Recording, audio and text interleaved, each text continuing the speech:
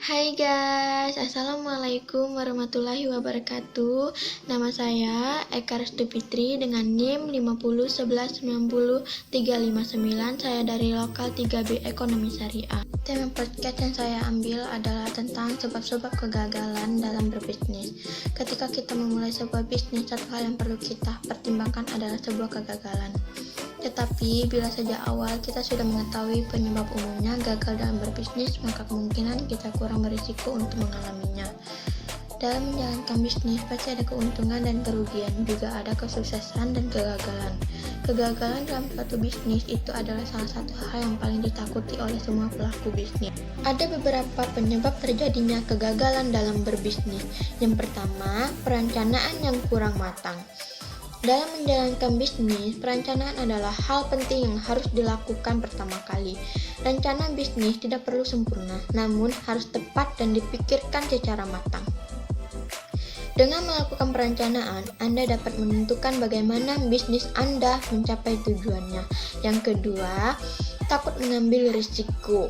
Setiap kegagalan pasti memiliki sebuah risiko, salah satunya kegiatan bisnis. Banyak pengusaha yang gagal menjalankan bisnis karena takut mengambil risiko. Misalnya, risiko dalam masalah keuangan, risiko dalam menghadapi persaingan, dan sebagainya. Jika Anda termasuk salah satu pengusaha yang takut mengambil risiko, berarti mental Anda belum siap menjadi seorang pengusaha. Kenyataannya, kebanyakan orang yang sukses adalah mereka yang berani mengambil risiko. Yang ketiga, tidak berani mencoba.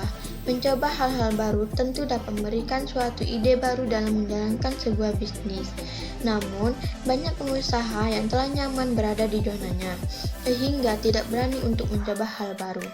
Padahal orang yang sukses adalah orang yang berani mencoba hal baru. Jika Anda berani mencoba dan terus berusaha, tidak ada kata tidak mungkin dalam sebuah bisnis. Namun, jika Anda tidak mulai mencoba, sudah pasti Anda tidak akan pernah berhasil. Yang keempat, mudah menyerah. Setelah Anda mencoba untuk memulai hal-hal baru untuk mengembangkan bisnis, jangan cepat menyerah ketika kegagalan datang. Menyerah dengan mudah akan membuat Anda semakin dekat dengan kegagalan.